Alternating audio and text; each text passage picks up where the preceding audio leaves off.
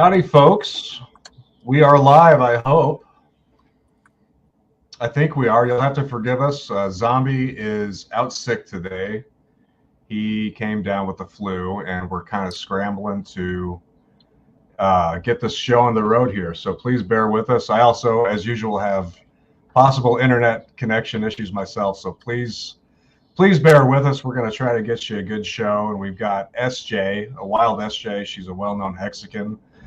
She has actually been narrating Richard's book, Sci-Vive, and she's also has a DeFi tour that she's going to be participating in. So we'll get her in just a bit.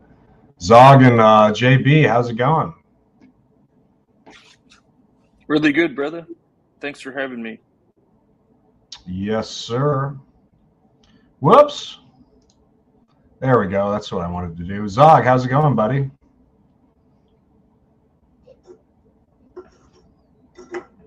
I think you might be muted.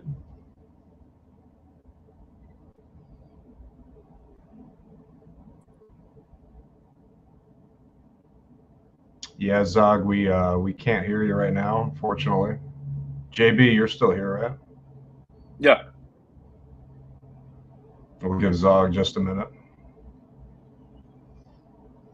You enjoying the pump today, JB? A lot of people were saying doom and gloom, Great Depression 2.0, and you know, I don't pay too much attention to Legacy, but I'm looking at the crypto charts. Everything was doing A-okay today. It was up huge, and I was one of the people who was thinking it was going to be doom and gloom, and it's because, you know, I believe in free markets, and I believe that there's such thing as winners and losers. I certainly have lost a lot in my life. You know, we certainly have gone through like a really bad bear market where a lot of people have lost. And so for some reason, when 1%ers lose, that's when all of the games are changed. And those are the people who are free from the consequences of their actions. That's what we just witnessed. Zog, you got your mic set up, buddy?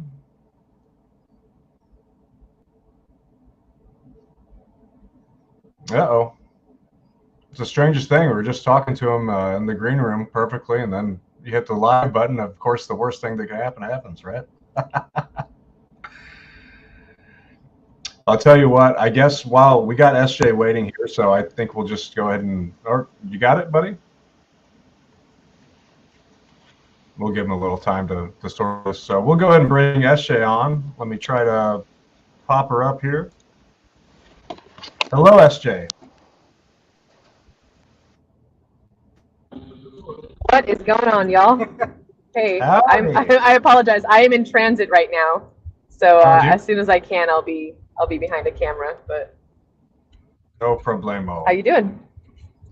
Doing great. I appreciate you bearing with us here. Thanks for coming on. Obviously, we got a couple issues to work through here, but we're gonna keep it rolling.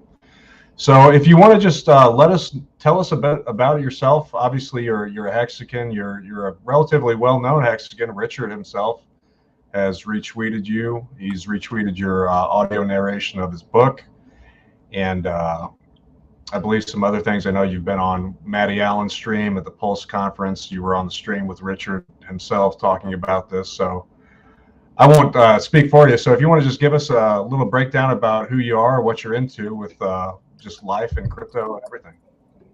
Yeah, sure. So basically, I had dabbled in crypto just a tiny bit in 2017. I remember talking about it on Facebook a little bit, and my friend at the time, who some people in the community know, he used to stream a lot back in like the 2017, 2018 days. It's Crypto Kool-Aid. He and I go way back. We've been friends for about 10 years, and he saw that I was interested in crypto and reached out to me and was like, hey, you know, I saw that you were talking about this. Why don't you, it would be a good idea to diversify into all these little coins. And so I think I bought like ADA and Ripple, Cardano, just a bunch of like, you know, just messed around a little bit. And then after that point, I ended up moving from Texas to Puerto Rico, and 2 weeks after I moved to Puerto Rico, the hurricanes hit, and I forgot about crypto. I was just busy living my life, didn't really touch it, didn't look at it, probably made a bunch of money and then lost a bunch of money and had no idea. And then fast forward to 2021. And this whole time, like I still kind of knew Bitcoin was a thing. I knew crypto was still pumping, it was still happening, but I didn't really pay much attention to it. Well, when I decided to sell my home in 2021, I started looking into ways to become more financially free. I wanted to make sure that I was being very smart with that money. And after paying off my debt and my student loans, I started to look into different ways to invest it. And that definitely involved crypto. I knew that I wanted to put a little bit into the crypto market at that time. And once again, Crypto Kool-Aid kind of came to the rescue and was like, hey, so remember all those little coins I told you about? Take all of that and put that into Hex. And so I did that and then some, because I had that extra capital at the time. And I spent the next 6 months, as I was buying Hex, I spent the next 6 months really just listening to a lot of different influencers within that community and trying to really wrap my head around the math and the code and understand, what it was and why it worked the way it did. And the more I learned, the more convinced I was that it was something that I really wanted to put my money into. So I ended up taking, I had set aside some money for a 401k and some money for a high yield savings account. And I had even looked into options trading. And all of that money ended up going into Hex instead. So after that 6 months, I was like, okay, I know what Hex is. I know how it works. I'm about it. But what? Sorry. But what?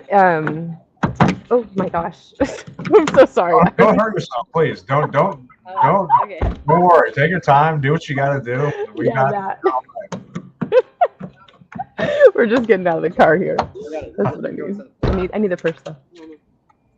So I was like, okay, I feel good about Hex. I understand it. I'm solid in this investment, but who is this Richard guy? So I had no idea. I'd never heard of Richard. I didn't know who he was or what he was about. Like, I just knew that he had created Hex. So I started to look into him. I ended up reading that terrible bullshit article that kind of pops up anytime someone Googles him. I don't know if it still does, but it was like the same article would come up over and over and over again. So I read that and I was like, oh, that's kind of sketchy. Like, he seems kind of weird. I don't know how I feel about this. And then I think it was through Maddie Allen, either Maddie Allen or Balliet Brand. One of the two, I'd heard them mention SciVive. And I was like, okay, so Richard wrote a book. Cool. I guess if I'm going to know who this guy is and what he's really about, I should probably read his book. I travel a lot and I enjoy audiobooks. So I was like, well, surely there's an audiobook, right? If this guy is so popular and he does what he does, then someone must have done the audiobook for this. I came to find out that there was only a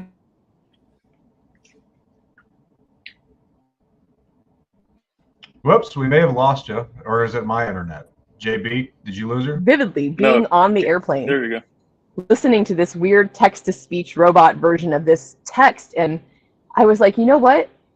The words that I'm hearing sound like they should have so much more passion and energy behind them, but this robot is just not doing these words justice. And so I don't know how this idea came to me, because I had never done anything like this before. I at the time I was doing acting, just commercial background acting. And I thought, I'm going to read this thing anyways. Why don't I just record myself reading it? So that was the first edition of SciVive. I decided that I was like, hey, you know what? I'm going to go ahead and read this book and I'm just going to record it and see what happens. And I didn't really know who Richard was. I didn't understand the magnitude or the gravity of what it was that I was doing at the time. It wasn't really until the first Hex conference that you mentioned, I was there. I was at the Hexpo that Maddie Allen put on, and I saw that Richard was there, and I almost didn't get up to get in line to talk to him. But I thought, I kind of, if I'm reading this dude's book, I should probably, let him know. And, I did have a question or two to ask him about, the content. So I went up there and I asked, I mentioned, I said, hey, so I'm doing an audiobook version of SciVive. And there was this moment where when I said those words, the whole audience just stopped me. Like they interrupted me and just applauded. And I even saw some people stand up at that moment. And I was just like, wow, this is a real thing. Like people are really into this. Like I can't, wow, cool. So that was the first moment where I thought, I'm actually doing something of great value here. And people really appreciate, you know, and I had no idea how much people would appreciate this work. So after I did the first version of it, I grew up doing a lot of editing and writing. I'm a writer at heart. I'm a poet, and I was on the journalism team and the yearbook team and all that jazz. So I really enjoy editing. And I thought, you know, this is not well put together. Like if this needed to be a book to be published, it's not ready for that. And as I was reading it, doing the narration, I noticed that there were parts that repeated themselves. There were chapters that didn't seem like they belonged where they were and they needed to go other places. There were thoughts that were unfinished. There were sentences that didn't make sense. So I was like, you know what, why don't I, now that I've read it out loud, why don't I edit it and then re-record it so that it's better quality, you know? And I think at that time, someone Hexagon reached out to me because my mic had broken. Someone offered to pay for a brand new microphone for me. And I decided, you know, if I'm going to do this, I want to do it right. So I took an audio narration class and I learned how to edit the audio so that it would be what's called ACX quality. ACX is what Audible uses. It's the platform that they use in order to have the books of a certain caliber to be able to be on Audible. So I took that class and then I was like, all right, cool, I'm ready. So I edited the text in its entirety, almost 500 pages of it. And then I re-narrated it. And I just finished that process a few days ago. So it's been a year, a little over a year of my life that I've spent. I think I've read Sci-Fi 3 or 4 times probably in total, just from narrating it and then editing it and then narrating it again. So that's my story. That's how I got here. It's a trip. It's been so overwhelmingly wonderful to hear all of the great feedback from people. One of the greatest things I've heard is that there's several people who have told me I'm either like they're dyslexic or they can't actually read text for some reason. And so for them to be able to hear the audio version, like there was no other way, you know, that they were going to be able to hear those words. So I'm just overwhelmed with gratitude of, you know, from the gratitude of other people. Very nice. And I noticed you had the audio narrations on your YouTube channel. You also said it's going to be on Audible. Is it on there right now, or how can people actually listen to your narration?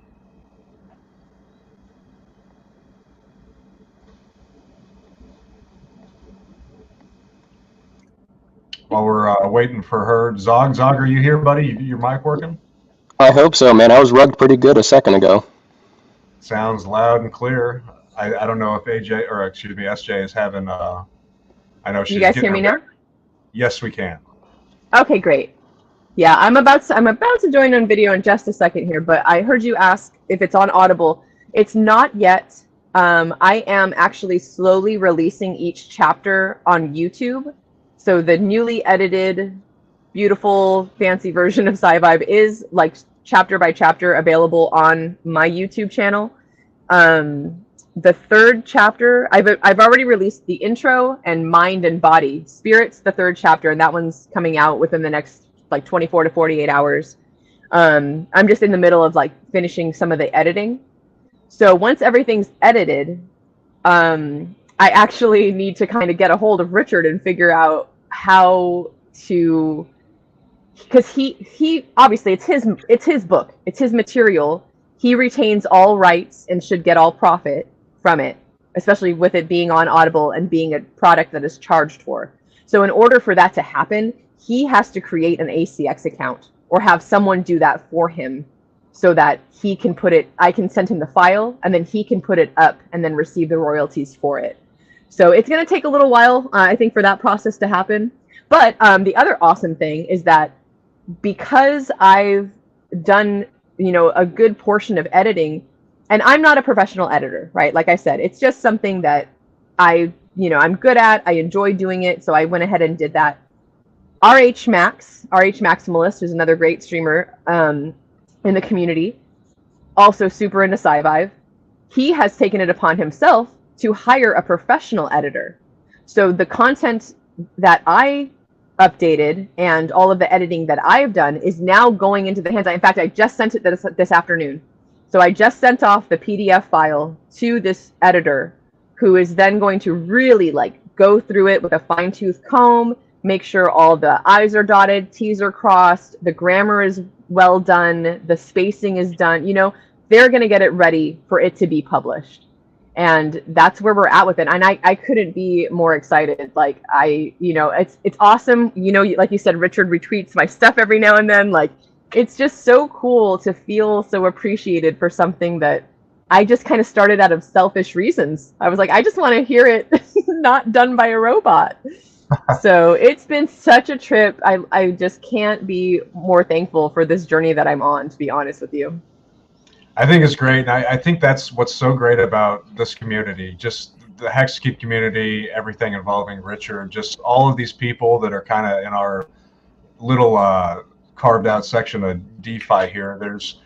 There's so much love and appreciation for people who put themselves out there. And SciVive, like, I got into Hex pretty early. I've been in the Hex community for quite a while, even though I haven't been streaming, and I just kind of put myself out there. But one of the first things I did was I downloaded SciVive, and I read like a couple paragraphs, and I never read it again. And this was back in 2020. And I think you're right. Like, Richard's strong suit, he has many strong suits, but like with his live streams, he would just turn his camera on and he'd stream for 6 hours. There'd be no intro video. There'd be no editing. He didn't even have thumbnails for years. He's exactly, like his information is great. His wealth of knowledge, but he just doesn't waste time doing the little things that need to be done, which is fine. Right. But other people step up and do them, like yourself, and I think that's tremendous. And you also have a DeFi tour of some type going on. Can you tell us a little bit about that? I can, yeah. So it's going to be RG3. It's his tour, technically. And he's got me as kind of his sidekick. I did a lot of, or not a lot, but I helped at the Pulse Masters golf tournament. I worked alongside Black Hexagon for that. And she and I work really well together. And it turns out she's also going to be on the team. So it's RG3, myself, Black Hexagon, and Bullish. And we are putting together this DeFi. It's going to be called DeFi Live. It's the DeFi Live tour. Once a month until the end of the year, we're going to hit up a major city somewhere in America. We're still working out the dates for all of this, but it's going to be pretty badass. Like, I'm really excited. It's just an onboarding tour, really. We're going around the country telling people about DeFi through the Richard Heart ecosystem and letting people know, hey, Hex is here, Pulse Chain's on its way. This is the time, right? Like, DeFi is taking over and you are going to miss that boat. Don't like jump on board our pirate ship and come on and be a DeFi pirate with us. So yeah, really looking forward to that. I'll just kind of be like the help on the ground, like doing the ticketing and some admin work and things like that. And my favorite part about all this is I'm a gypsy at heart. I've lived very mobily, and like I said earlier, I love to travel. So I just moved into a bus as of a couple days ago. I bought the bus a little while ago, but I finally moved in just last night, to be honest with you. Got everything finally working order. Well, what's going to happen is we're going to wrap the bus, and it's going to have all this like Hex and Pulse Chain, and it'll say DeFi Live Tour. It'll probably have the dates on it somewhere. So that is actually part of what I hoped to do with this bus already. Was I had originally I had thought I would go on the Million Pulse tour with the KSB.TV team, and I may still do that depending on how all that goes with them. But yeah, so for the next 8 months, I'm committed to going around the country in this bus, telling everyone the good news about good old DeFi. It's going to be amazing. That's outstanding that you're doing that. I mean, first off, thank you for all the work that you did on the book and stuff like that. Because just like many people in the chat, many the guys in the room here as well, it's like Scivive and Richard's information is what's helped save me from myself and saved me from wrecking myself in crypto. And having that as a way for, like, as a conduit for people to learn what true DeFi really is, what life is really all about and stuff like that, amazing tool. And the fact that you're doing that, it's so awesome. I'm so grateful for that. Especially, and then with you guys going on this DeFi tour, what an amazing time to be doing that, right? Like, if we're talking about like the title for this, like I was talking with Zombie before he came down sick. So what are we going to call this thing, right? What are we going to call this episode? We're going to call it the perfect storm, because everything is falling into place. Every narrative that's like as to why why we don't need crypto and all these bad and fuddy type things. It's like when in reality, it's like banks are the scam, you know. Oh, and for you sure. Yep. Yep, and I'm so grateful for you guys are doing that, because once Pulse Chain launches, man, it's going to be a bull market for everybody, at least everybody in this ecosystem here. 100%. If you In 2 guys weeks. don't mind, I'm going to hop out real quick and hop right back in with my camera and everything. Sweet. Take your time, please. Thank- Yeah, so we also got word. Apparently, someone gifted. I want to run this by her because I don't know if we want to show this and dox her address. Maybe this is a donation address, but apparently someone created a Pulse Bitcoin lock NFT with her picture. JB, maybe you can fill us in. I don't want to show it on screen just quite yet in case maybe that's a private address, but I can just take a snap of it real quick, so that way you can only see the picture itself if that's what you want. okay. And JB says it was apparently from her YouTube channel, so maybe we can get her feedback on this. I don't know if she's aware of this happening yet or not. Yeah, get her reaction, like on camera. JB, so this how did you find out that someone did this? Someone on Telegram sent it to me. Oh, nice. I think we got her back in here. Hey. There we go. Now this doesn't look like a bus to me. Are you on the bus right now? I'm in the bus right now, yeah. Oh, you are? Oh, Yeah, okay. yeah, it's converted. Very nice. Awesome. So you're in Yeah. Puerto Rico Dig it. now? No. I just got back. Oh, Yeah, I'm in Austin. Well, let me ask you this, and I don't want to pry too much, but are you taking advantage of the capital gains in Puerto Rico? Are you a citizen over there? Not yet. I lived there for a year, like I was saying, after the hurricanes, and then I actually had a heat stroke, and it ended up being super, super hard for me to live in Puerto Rico during the summer. So I moved back after that year, but I just visited. I was just there for 3 weeks. Loved it, and it reminded me of the reason why I love it there. And I reconnected with a bunch of my friends that I had made, and I was like, you know what? There are so many reasons for me to come back. So I'm actually looking into doing that this next year. Nice. Yeah. It's if you're a U.S. citizen, you got really two options. If you want to get away from the IRS, you can either pay the 25% exit tax, renounce your citizenship, which is a long, drawn-out process, and then you can be free of them, or you can move to Puerto Rico, establish residency there, and take advantage of their 0% capital gains on crypto. It's only for things you buy after you become a citizen there. That's kind of the bullet list that I know of. I mean, it's not something I've done. A lot of people obviously are interested in doing that because you're very limited as if you're a U.S. citizen as to what you can do to minimize your taxes. So something to think about for sure. What John, about conscientious objector? What was that? Sovereign citizen? Yeah. Oh yeah, I like that idea too. Sure. Or better yet, but, why not move to Hexaco? There you I go. can't wait. I'm telling you. I'm 100% down. I'm 100% down. Richard will do it. It'll happen. Richard has talked for years, like about possibly setting something up. Like, I don't know how realistic it is, but he's seemed to be serious about establishing some type of thing like that. And I think the way the world's going, the more people that come into communities like this and the bigger they get, the more realistic it can be. It may sound silly right now, but it can definitely be realistic in the future. Maybe the short term future. Absolutely. 100%. We need it. We need it sooner than later.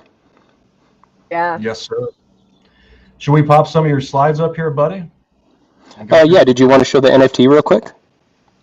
Yeah. So SJ, apparently, I don't know if you know this, but apparently we're thinking somebody donated you a Pulse Bitcoin lock NFT, which contains Pulse Bitcoin.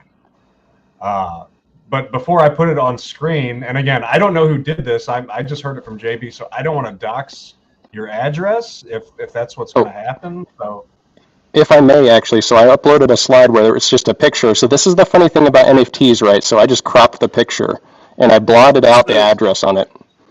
So if you go into the slide deck there, all the pertinent information would be scrubbed. But maybe other people want to also send more there.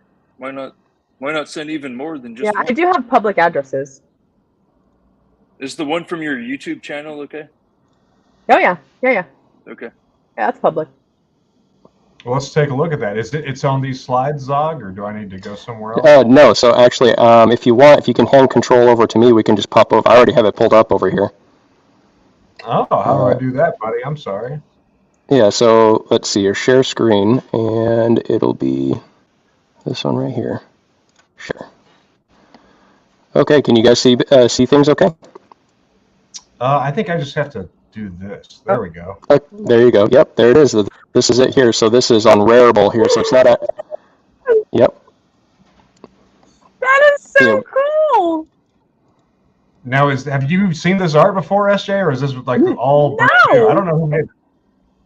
This is all brand new to me. That is bad, and I just posted that picture a couple days ago, so that's like super brand new. Wow. Oh wow. So we got a mysterious benefactor. It's like, what's that novel, Great Expectations, where cool is the mysterious benefactor? That's beautiful. Great. That one also gets the awesome. bonus. That also gets the bonus with KB's new smart contract. Yeah, are you aware of that at all? And tell me, no, please. I was just gonna say that. Look, the last little foray I did into this kind of world was I have PulseDoge. Like I have some PulseDoge, and I was gifted that, and that was great and awesome. And I also free claimed all of that, and then I just there was just a lot going on in the bear, and I was really busy into Sci-Vive, so I hadn't really been paying attention. Like I know what Pulse Bitcoin is. I know that it exists. I know that you can swap things and trade things, but tell me, educate me. Yeah. I want to know. So let me take this one, guys. So we have what's called it was in our Telegram chat. Somebody had coined it as the 3-co system. So we got currently 3 parts to the system. We have application-specific internet coin, or Asic for short, which is used to mine Pulse Bitcoin into existence, similar to kind of like the original Bitcoin, but digitized. And so 30-day lockup periods with the Asic. You plug it into the smart contract. It's been audited, no admin keys, so on and so forth. And then out comes Pulse Bitcoin on the back end. Right now, we're currently at it's 7.5% per month is like the yield that the payout in Pulse Bitcoin. And we're coming up on our first halving here in a couple months, here in May actually.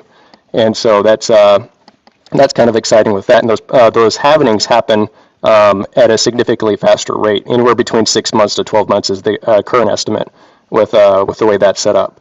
And what is new and exciting, and then we got the PulseDoge, obviously, so that's the third part of that 3-co system. And what's exciting here is that for this this what you see right here is the NFT. People are putting up their pictures into this is a grassroots effort. And so a member of the community, I think it was KB, right, that made the Pulse Bitcoin lock. Okay, cool. Just want to make sure I gave credit where credit was due. Anyway, so he made this smart contract to where you take your Pulse Bitcoin, and to make you diamond-handed, you put the Pulse Bitcoin in there, attach a picture, turn it into an NFT, and you can lock it up for as little or as long of a time as you want. So we have several members of the community that have locked up their Pulse Bitcoin. In this case, for this NFT in front of you here, that's for 1,000 days, and there's no way to short-term it or anything like that. You have to hold it. You have to hold it for 1,000 days in this case until you can actually extract value from it. So that's kind of fun. I'm in hands, baby. I'm about it. Yep. And And then the next thing is the so KB, that same developer, is coming out with 7 new smart contracts actually that are supposed to be. They're currently in audit right now for various different aspects to bring utility to our ecosystem. So there's a community miner aspect where, because of all the gas fee problems that we're having on Ethereum and stuff, to where, with people with like smaller amounts of Asic, they don't get eaten up by the gas fees. They just go into this basically a rolling miner every 30 days. And you, when you're ready, you can pull out the Pulse Bitcoin on the back end. But that community miner, that's pretty cool. There's talking about staking. We don't even know all the details of it. There's been hints and then specific details given by the developer. But there's staking for PulseDoge.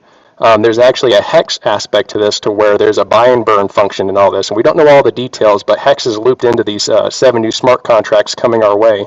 And so it's a pretty exciting development and stuff. Absolutely. Yeah, So this amazing.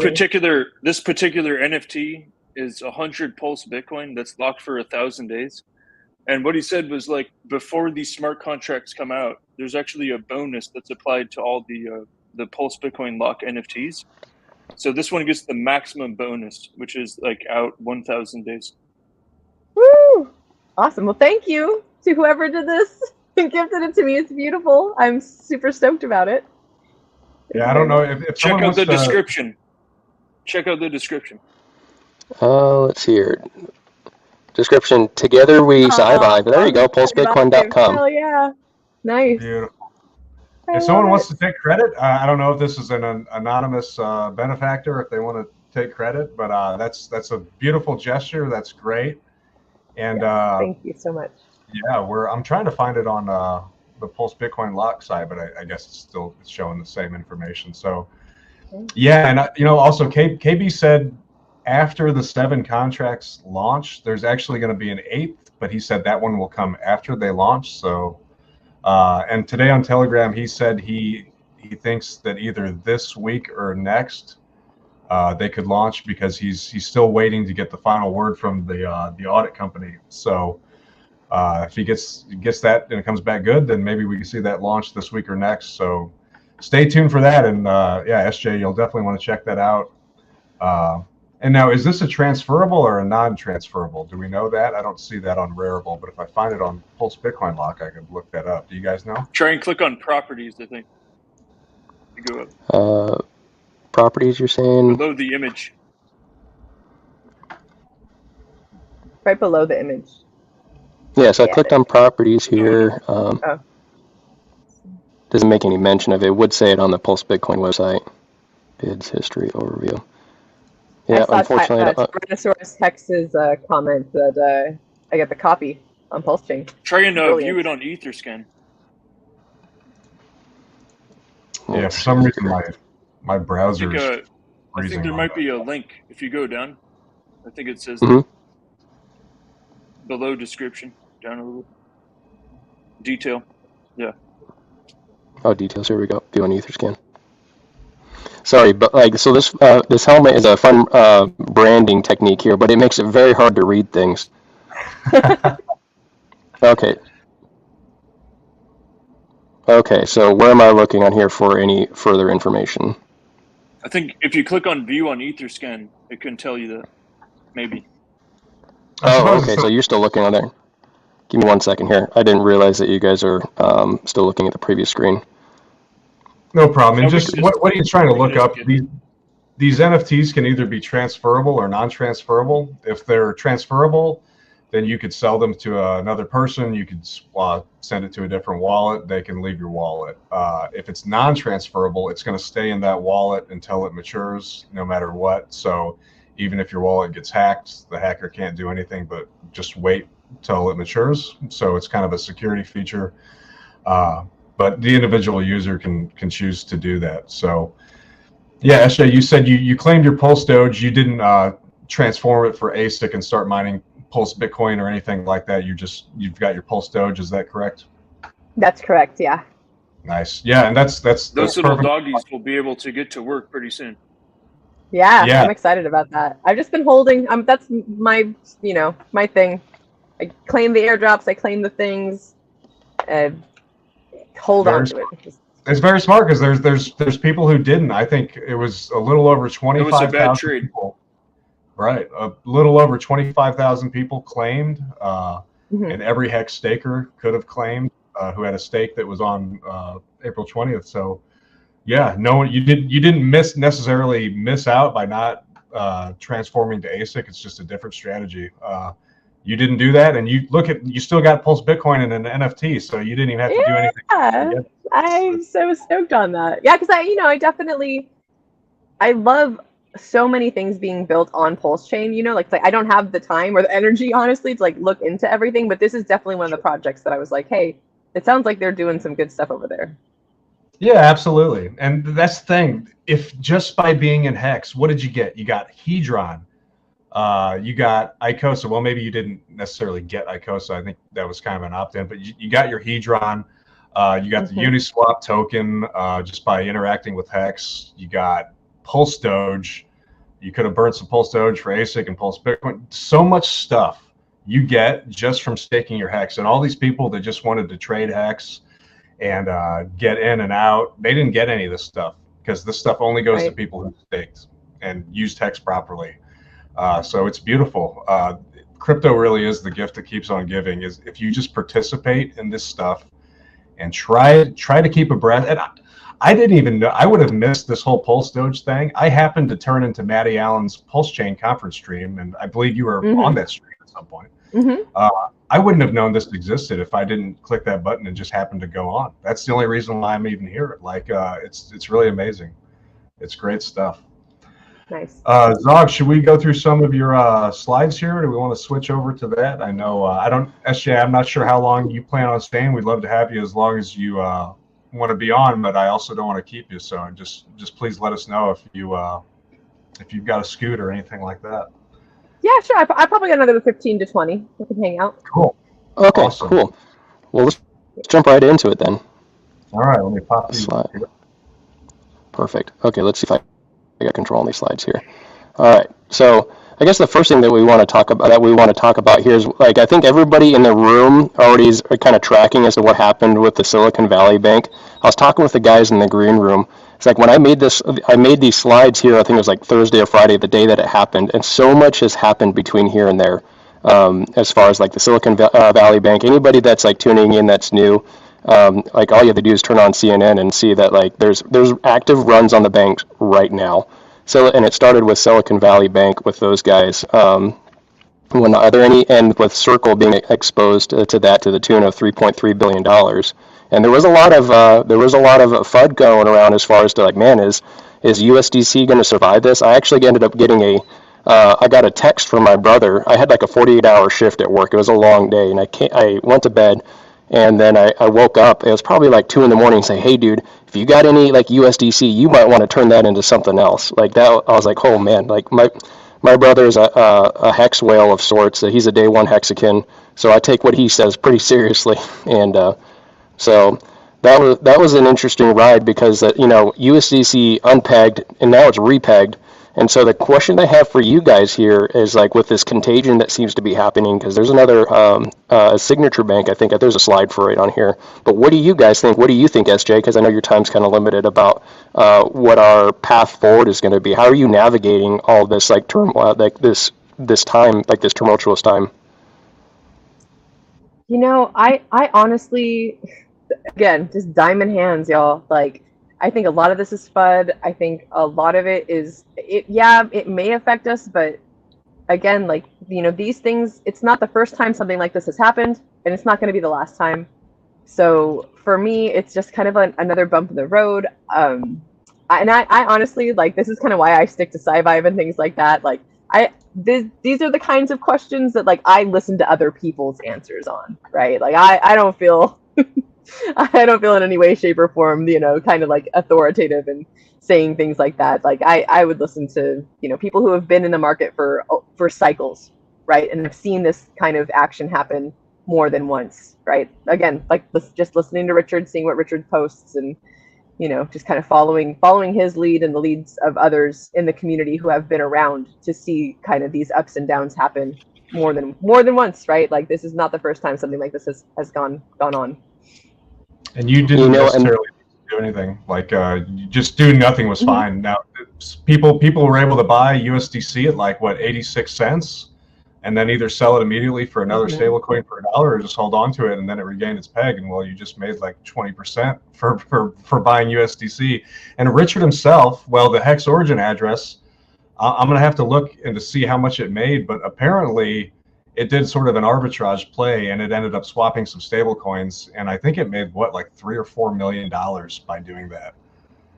Yeah, because the OA, if I remember correctly, moved from USDC into DAI, and then when it regained pegged, it was something to the tune of $5 million, just like in that arbitrage moment. So, and SJ, I totally respect your position there on like like, hey, listening to other people with more experience and stuff. That's awesome. That like you like this that you say that. I truly do respect that, because there's a lot of people who go outside of their lane who try to share things and get people wrecked.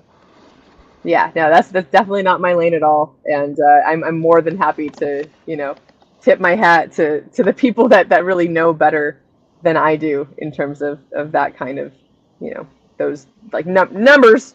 I don't do numbers. Yeah, and that's fair. Yeah. Because I mean I've learned in the bear market, right? I try to share this with as many people as I can, because I did a lot of the things that that like Richard and other people said, don't do that. And I was like, oh man, I'm an idiot sometimes. And I've learned do nothing and do less tends to be a pretty decent strategy. And I'm glad I learned that during the bear market, because prior to when PulseChain launches, that's 100% my strategy, is a whole lot of do nothing. Because if you just diamond hand it and you just wait it out, as long as you got true DeFi, no admin keys, not your keys, not your coins, et cetera, and it has product market fit and there's going to be a demand for it, all you have to do is hold on to it and enjoy the ride. Yeah, yeah, absolutely. I mean, because this is my first cycle, right? I bought in early 2021, right before PulseChain sacrifice. That was the first time I actually got into it. Like I was telling you my story earlier. Really studied what hex is, how it works, and so in saying that, this last little pump, like when we went to 7 cents, just like within not this like last week or whatever, a couple weeks ago, that was the first time that I had that moment of seeing like, I know what the green candle is, right? Like I get it, but that was the first time the emotion came with it. Like I saw that green candle, and I was just like, oh my gosh, it's starting. Like this is actually happening. It's happening. It's a green candle. The green candle is green. It's going up. Like it, and I just can't wait. Like I really want to start doing a little more content in terms of a lot of things that Maddie Allen talks about with sudden wealth syndrome, and just being able to ground yourself, because it's going to be a roller coaster. It's totally going to be a roller coaster ride. And a lot of people are going to lose their shit. A lot of people are not going to know what to do. And even like someone like myself, right? I feel very grounded. I'm very down to earth. I'm a very practical person. I'm frugal. But when that kind of money just starts to come into your life, and you don't know what to do with it, there needs to be a lot more discussion around like how to be practical about it, right? And how to be smart about what we're going to do with these gains. Let me ask you this. What kind of charitable giving, like let's say your bag does like a 10,000x, what is like your ultimate dream of like charity? That's a good question. I mean, I honestly, it's hard. Sometimes I actually just talked about this with a friend. Sometimes it's hard for me to visualize that kind of abundance, because when I manifest, like when I think of something, it happens, right? Like I'm quick. I'm quick to manifest things. So the things that I've thought about in terms of what manifest $1 hex, baby, come on. Oh no, I had a dream that hex went to $10,000. I had a dream. Wow. In my dream, hex pumped to $10,000, and then like it kind of recorrected. But I rember waking up from that dream and being like, going in. That's right. But for me personally, I haven't thought really on the grand worldwide scheme of things. Honestly, probably longevity. I love what Aubrey Dragay is doing. I like, the idea of living longer for all of us. But before that, for me, my charitable, right, like what I want to do to give to improve the lives of others is my family. My dad is in his mid-70s. He's not retired yet. My mom has financial issues. You know what I mean? Like, I want to be able to just take care of my family because they took care of me. So that's first and foremost for me, is just like retiring my dad if I can, you know, helping my mom out with whatever she needs, and just making sure that my family's all set, right? And then I'll have to think on the grander scale, right? Like, because that absolutely 10,000x is not unheard of, right? It's a possibility. So it's definitely something that I need to sit down and kind Especially of take if more you're in time that to think Pulse about. X sacrifice set. Yep. You know, if you're in that Pulse X sacrifice set, that's a possibility for sure. Yeah. And I didn't, you know, again, I'm sure a lot of people say this. I didn't know. Like, I got into Hex, I understood Hex, I got it. I knew I needed to sacrifice whatever that meant. You know, like, I was so new to crypto that I didn't really understand what I was doing, but I did it. And of course, now I'm like, oh man, well, had I known, probably would have tried to do a little 2 bit more more weeks. in both of those. Yeah, exactly. But either way, I'm happy with the fact that at the very least, I did sacrifice for both. And, you know, more than anything, I actually said this on stream the other day, I still would be so happy even if none of that happened. If it just, you know, like, if actually, like, I don't want to say rug pull because that's not a thing, but like, if it just didn't do any of that, right? The fact that this community has changed my life, happy, already happy. Like, my life is fantastic, and I love what I'm doing and the people that surround me, and I couldn't ask for more, and I don't need to. Like, it's just all You gonna come. definitely have read SciVive then, because it's all about gratitude, right? Absolutely. Yeah. And helping your fellow man and making sure that we are all the rising tide, right? Raises all ships. Yeah. You know, and I think that the nice thing about DeFi in general is being able to sleep good at night, knowing that your money works for you. Mm-hmm. You know, whether you choose to do Hex and you got those T shares, like, trust me, I'm a Hexican and I got those T shares. So grateful my brother shared that with me. And now that I'm into Asic and Pulsebitcoin as a way to diversify and stuff, and like Hedron and Icosa, the list goes on and on. Like, we just keep winning in this DeFi community and stuff, where it's like, I know, like, and you're talking about your father and other family members and stuff. Let me tell you, like, my uncle and my dad and my mom and like so many other people, they busted their ass for 30 some odd whatever years, right? And with all the inflation and stuff that's going on, they still can't retire. Like, my uncle, who I respect a lot, he was a big saver. He's like, he wasn't a big investor, but he saved his money.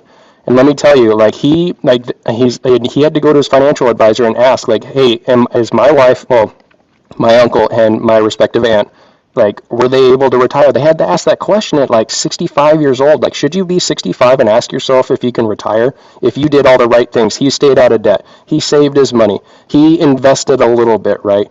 But I mean, you would think that if you had a sound money policy, that like saving up like $1 million or whatever it is, like, that should hold you over good, right? Or whatever. But when in reality, because of irresponsible financial policies, like, he has literally, like, what, 30, 40, 50% of the value that he earned back in the 60s or whatever it was. Like, that's not fair to those people. But DeFi brings that equity back into the system and back into the like the power of the people. Yeah, it does. Yeah, and I can't wait for more people to know that and to understand, like, the true value of DeFi. Like, especially after something like, this what's going on with the banks right now. I saw this meme where it's like the guy and he's like panicking. There's 2 buttons, and it's like, crypto is a scam. Yeah, and then the other one was banks are a scam, invest in crypto. I was just like, yes, that's exactly what the world needs to be thinking about right now. And plus what I personally find very enjoyable is it's making the money is great, but there's a certain satisfaction of being right about things going up in value, and just kind of sitting back and being like, hey, I saw this months, if not years ago, and now it's happening, and I believed in it and I waited around for it, it happened. That is such a good feeling. And the human relationships, like, most people, the people who do streams in the Hexagon community and yourself doing SciVive, even the people that maybe got in not at the best time, who may have bought closer to the top and wrote it down, if you got involved with the community and you form these relationships with these people, and that's something money can't buy. And I think that really helps with people who maybe didn't get in at the best time. It's like, well, you met all these people, you made these relationships. That stuff's very real, and like that's probably what keeps people around, to stick around to make their money and see things go back up. So it's a great benefit to have that, for sure. Yeah, I would hope so. It was really hard for me to hear. It was like heartbreaking to hear people talking about, how they'd lost so much, or how they, like don't have anything now because Pulse Chain, and like they're all upset with Richard and this, that, and the other thing. And, on one hand, I'm like, yeah, I get that. That's frustrating. But then on the other hand, it's like, well, but, did you realize that you were gambling at the time? Like, that's why I've never been upset, even though I didn't really completely understand crypto or how all this worked at the time. I knew that the money I was putting into this it's a gamble, right? And I think that because I felt that way, and I was like, look, I'm sacrificing, right? I could never see this money again. And I think that's the biggest thing, is like that disconnect for people between knowing that they sacrificed and then being all upset about it, right? And like, oh, look at Richard spending my money on the Louis Vuitton shit and blah, blah, blah. Like, no, that's not what's happening, right? Like, that's not at all what's going down. So it's nice to be coming out of that, right? And people are, not as upset these days. But yeah, it's an emotional roller coaster for sure. And the community, and having people around you that are like, hey, like, no, it's going to be okay. Wag me, we are all going to make it. So I agree 100%. You had a really great take, and I'm sure Richard retweeted this. You mentioned, you'll have to refresh me precisely on the tweet, but you mentioned with Richard's pivot recently on Twitter, he changed his profile pic. He appears to be abandoning the outrage marketing and appearing to be a little bit more humble now. And you kind of called it out. You made a tweet on Twitter. It said, hey, if you read SciVibe, shouldn't be a surprise. I saw this coming. Maybe you could, and Richard retweeted that himself. Maybe you could tell us a little bit about that. Yeah, 100%. I mean, it was actually almost in response to, there's a chat that I'm in, and someone in particular was really, really concerned about Richard. They were just like, man, like, they basically were so concerned that they thought that this wasn't actually him, that it's someone else that is like taken over the account thing. And like, they didn't say that, but that was kind of what the insinuate, like, we're insinuating that. I was just like, y'all, like, really? Like, did you not? I mean, and here's the thing is, I didn't know Richard. I didn't know about him in 2017 or anything like that. But because I came to know him through SciVibe, right? Even though he was doing all the outrage marketing, I was reading SciVibe at the time. So I understood where he was coming from and what he was about, for real, what he was about and what he really wants to do in this world, and what he's like the energy that he's putting out, right? So because I've read SciVibe and I know his heart and I know what he's about, I was just like, this is he's just going back to his roots. He's doing the pivot because he got all your attention. He did all the flashy, fancy things. He tried that route. He got what, 200,000 extra followers in the bear market because he was doing all this crazy shit. And now that that's over, now that V3 is on its way, Pulse Chain is around the corner, 2 more weeks, right? And I really believe that this pivot is super, super bullish for us, because I think that means that Richard knows that it is really coming soon, and that he is ready to kind of show the world, okay, here I am. This is me. This is Richard Hart for real. This is where I come from. This is what I'm about. And, it's a quote that I mentioned on my stream the other day. He and I'm going to misquote this exactly, but he talks about how my cup is overflowing and I want to see other people's cups overflow. And that, I mean, that's it. That's the tweet, just ends it there. Like, it's really, it's beautiful as someone who's in a weird way studied him, through all of his work. Sure. I didn't intend to know Richard this well. Like, I've never met the guy, but you know what I mean? I feel like I know him because right. I've studied this so intensely. I'm just like, it absolutely, this makes 100% sense. I don't see how y'all didn't see this coming. Like, this is not out of character in any way, shape, or form. This is his character. This is who he is. And he's ready to show the world that he's right. Richard Hart was right, ladies and gentlemen, once again. So exciting. Yeah. Seeing the pivot, I think you're 100% spot on. I think with Pulse Chain getting close and coming out, he's 100%. He's ready to move on to the next chapter. And you're right. I remember vividly thinking how cool it was that Richard reached 100,000 subs on Twitter, and now he's what, 300, over 300,000 now. 300. So you can't say it didn't work. 200,000 is a lot of people, and if he had to look stupid and silly doing it, well, I guess it worked. Now he's got you. And that's the thing too, is he mentioned it. Like when he was interviewed, there were at least 2 or 3 different instances where he was on an interview and straight up said, I'm doing this, it's ridiculous. Like, don't do what I'm doing. He told people, do not do what I'm doing. Right. You know, I know that this is ridiculous, right? So if you were paying attention at all, you would know that this is what's meant to be happening. That's part of why people say that this whole thing is kind of like an IQ test, because the obvious feeling would be, okay, well, you guys sent all your money to this guy and he's showing you all these Gucci bags and Rolexes. Okay, you guys are stupid. Do you not see that he's spending your money?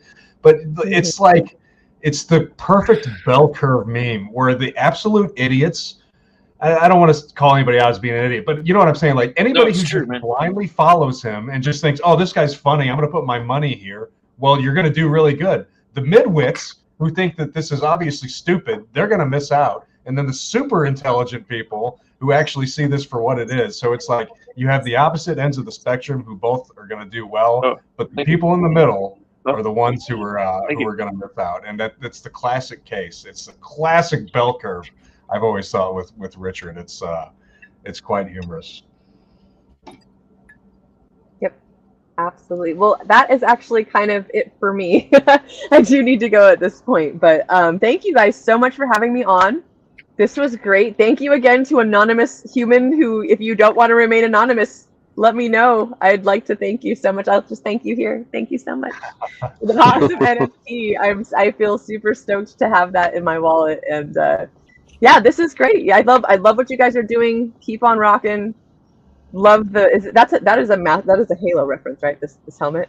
Oh yeah, that's it. Yeah, Zog 117, man. That's I had to come up with something to be different from other people. And boy, look, it is hot in here. Let me tell you. So don't do what I'm doing.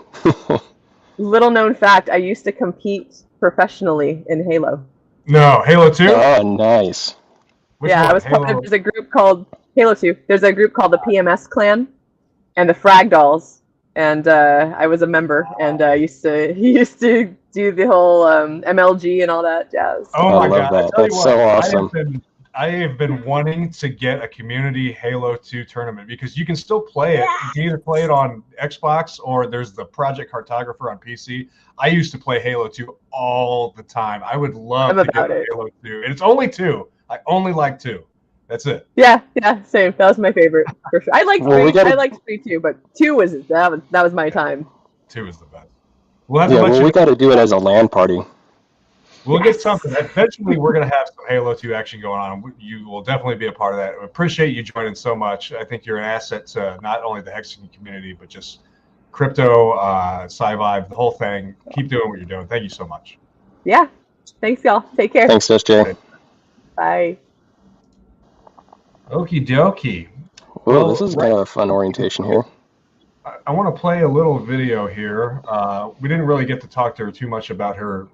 I know she's into like farming and sustainable living and all that, but Prathish made this video. It kind of explains Pulse Bitcoin mining from a farming perspective. So I'm going to play this right quick. Bear with me, and we'll play this video.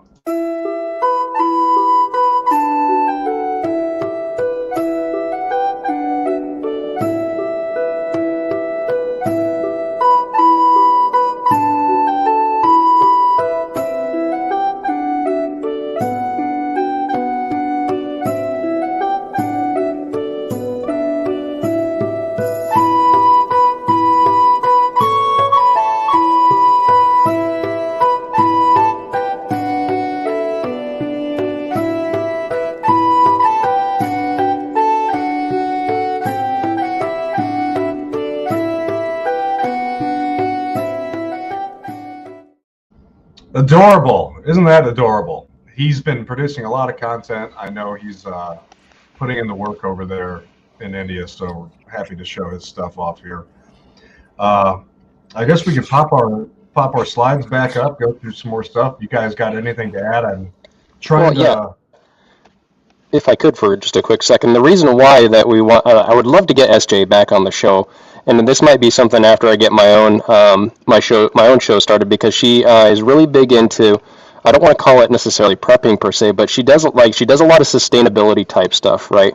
Or in a lot of sustainment type things where she does a lot of like growing and farming and things like that on her own. And for me, and so I work my profession, what I do on a day-to-day basis and stuff, when I'm not live streaming, I guess, is I do a lot with logistics and sustainment and making sure that people get what they need at the right place at the right time. And so she does a lot of that. She does a lot of that through farming, and I would love to pick her brain on it. And that's why that video was made. We had that one specially made for her. Beautiful, and thanks again to him for creating that stuff. He's always creating content for us. Should we want to pop these slides back on and continue going through what we have here? Sure. Yeah. Let's bring them back up. Let's see. I got you guys as full screen. You might have to do it on your end there, because when I hover over it says remove. Go through a couple comments here.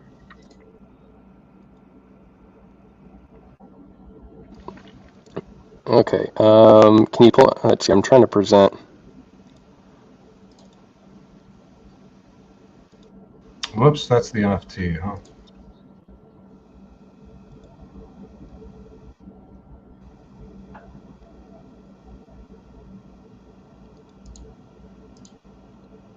Oops, there we go.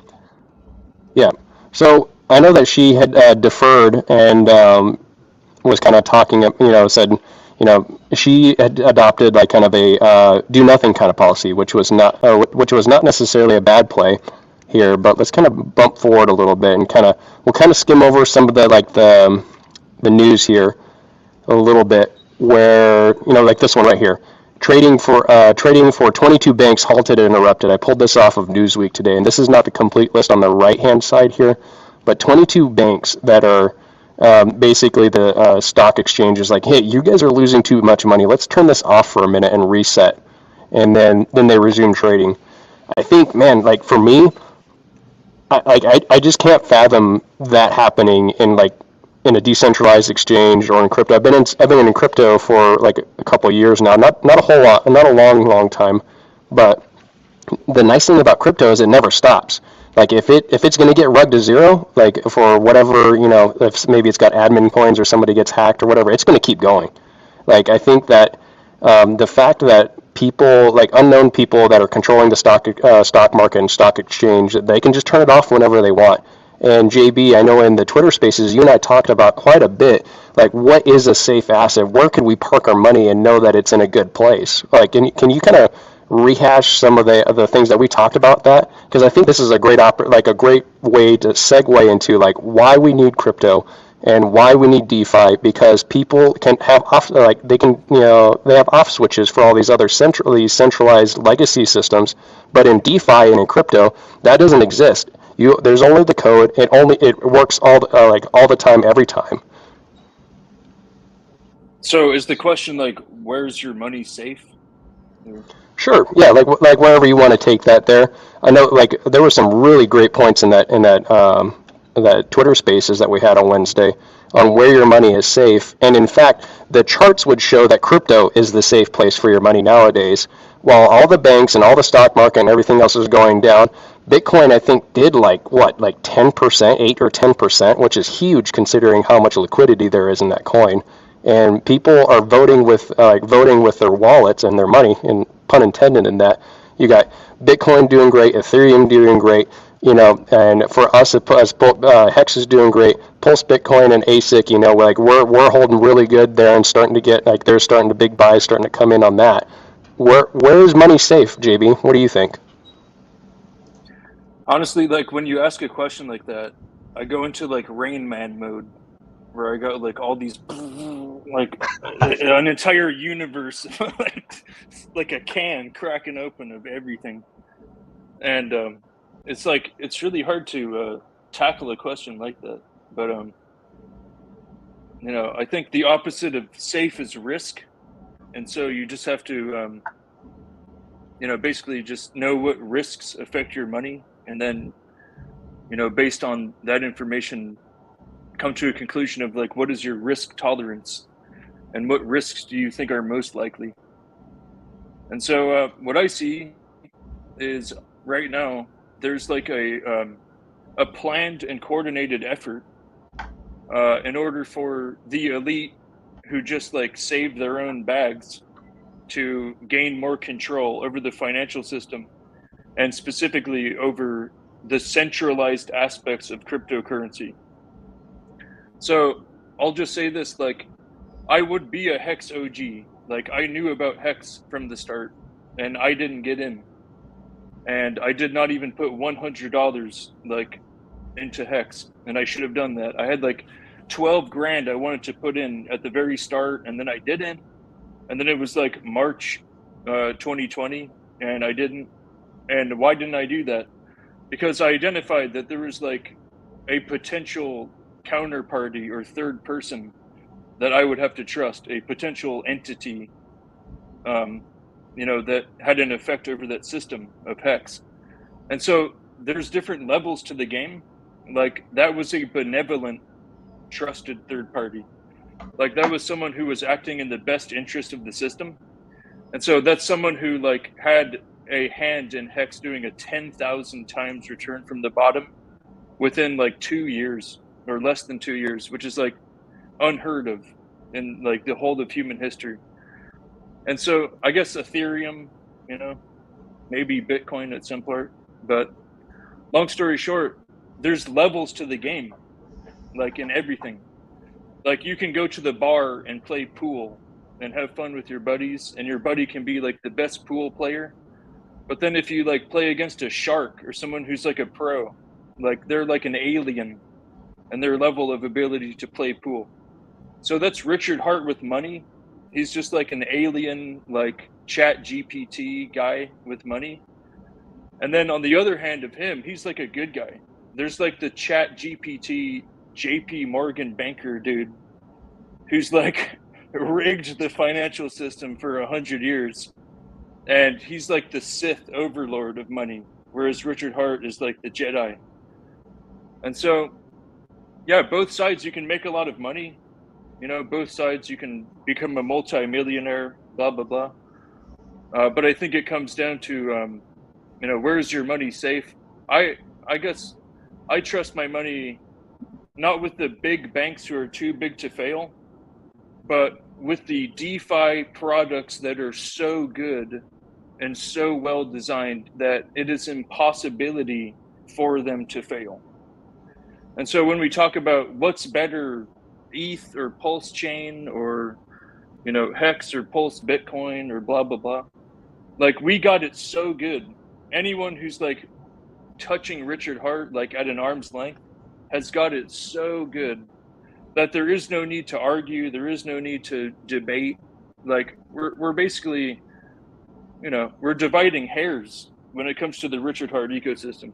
Everything here is great. Load up your bag and feast, because the Fed just flipped and now they're starting to print. And if you don't have solid, scarce assets, you're going to get left behind, bottom line. Just think about What about you, Dojo? Yeah, first of all, just think about it from purely a US dollar standpoint. Where is your US dollars going to be safe at? Okay, what can you do? You can keep them in cash physically, and then you're exposed to risk. Your house can burn down. The dollars can burn up. They can get stolen. If your dollars are gone, they're gone. You're not going to get them back. You can keep your dollars in a bank. Okay, that seems pretty safe, right? What happens if everybody else who has their dollars in the bank goes to withdraw them at the same time? There's not enough money for everybody. But here's the thing. That's psychological, just like fiat. So dollars are faith. That's all they are. And so are banks, as we just saw. So there's someone that Richard Hart says never argue against, and his name is Peter Thiel. So if you look at the origin of this whole Signature Bank, and you look at the origin of the Silicon Valley Bank, who was there? But none other than Peter Thiel. And what did he say? Take your money out. Okay. Now he services the CIA with actionable intelligence. That's what he does. That's what his company Palantir does. So he's the guy who gives the analysis to the CIA on threats, whether it's financial, military, whatever. One thing that you should look at is like the string of bankruptcies. And I think it's extremely important to look at that politically and like basically the key bono, who benefits. And so I remember last month on Twitter, they were talking, you can search this on like Google or Twitter. If you type in Operation Choke Point 2.0, it's going to talk about like basically a planned and coordinated event by the White House and by the banks in order to basically dominate and control this cryptocurrency space. So you might remember like Binance was having trouble with like USD deposits not so long ago. They were talking about how that was part of Operation Choke Point 2.0. If you go back to the original Operation Choke Point, this is all real. This is not like a made up name. Operation Choke Point was under Obama, and they were literally targeting conservative companies and conservative individuals and basically canceling them out of the financial system, out of banks. And so what this Operation Choke Point 2.0 was about, that we're actually in right now, it's an ongoing planned and coordinated takedown of centralized parties and centralized exchanges, what have you, within cryptocurrency, is a way for these banks, who are basically the donors to these politicians in Washington and the owners of the Federal Reserve, the actual shareholders behind the Fed, and they're taking control over these regional, smaller banks and otherwise like payment, basically mechanism of the cryptocurrency community. So like if you go, if you have like an account on Kraken, you can choose how your money comes out of your account. Like if you're trying to send a wire, like if you have your Kraken account, those banks are now out. Like those banks are wiped out. And so these banks that are falling right now are literally being picked apart in an operation that's under the Biden administration. And I think more and more information is going to come out about that. Something that we got today, I actually put it was in the Daily Caller. I put it, if you guys want to put it up. But there's a guy who was on, I think, Fox Business. And he was like on the Council of Economic Advisors under Donald Trump. He said that Joe Biden and the FDIC had offers from people who wanted to buy the Silicon Valley Bank. And there was buyers willing to step in before the FDIC took over these banks. And they were told, no, we have a white list of companies that are the ones who are allowed to buy the assets. And so what we've just seen is another act of cronyism, where the government is literally picking and choosing winners and losers and like selling off these assets to the people who basically are the highest bidders of their political power and control.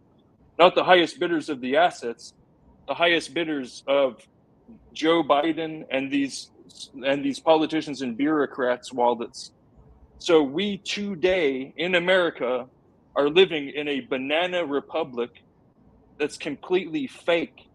The White House is Hollywood, and the Federal Reserve is Hollywood, and we are living through a scripted, pre-planned, pre-programmed operation that you are led to believe is a naturally occurring event because of the sold out and bought media telling you the script that was given to them by the banks.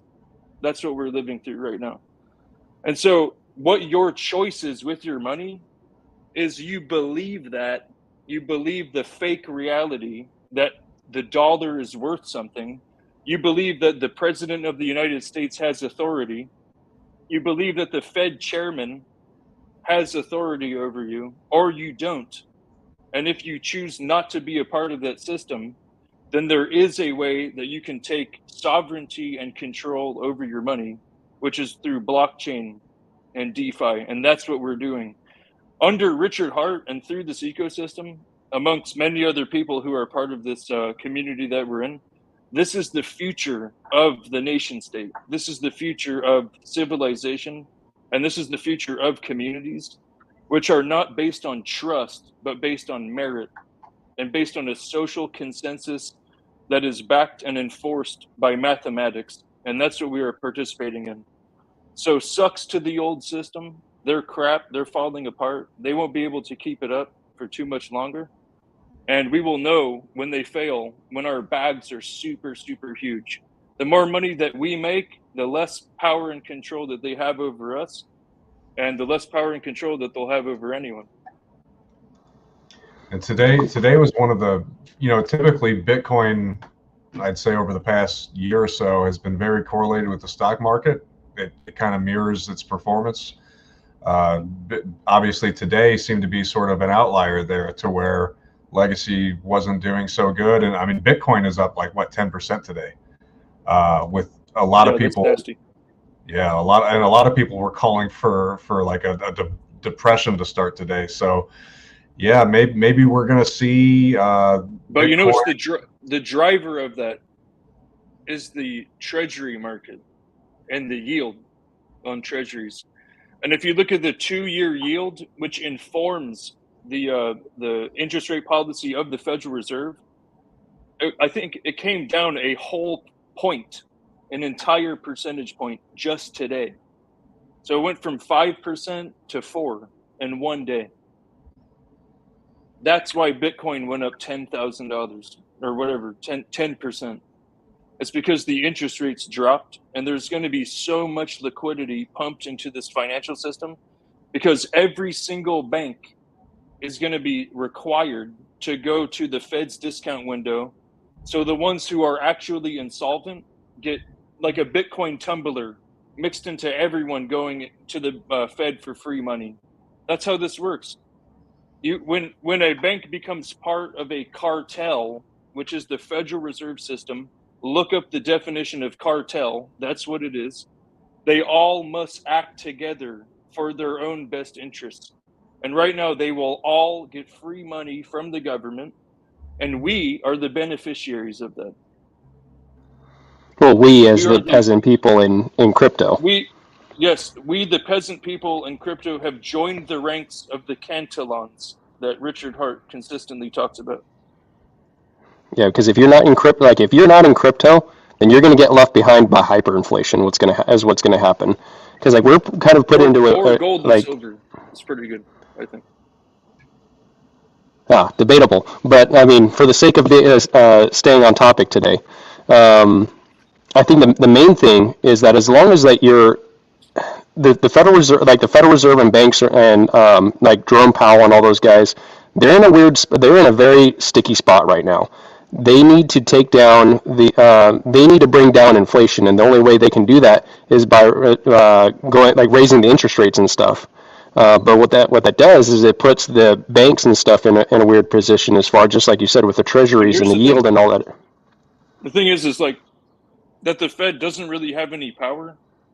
They're doing a con game. It's called a confidence game. And so if the Federal Reserve increasing interest rates stopped inflation, then why hasn't inflation stopped? It's because it doesn't do jack shit. That's why. What they did was they were trying to cause a recession and get people laid off so they don't spend money. Yeah, there's other parts of it as well. Yeah, well, here's the part. Go ahead. The part's the reserve ratios. And so the Fed in 2020 lowered them to 0. That's why we have inflation. And so inflation, I believe, also you can just look at M2.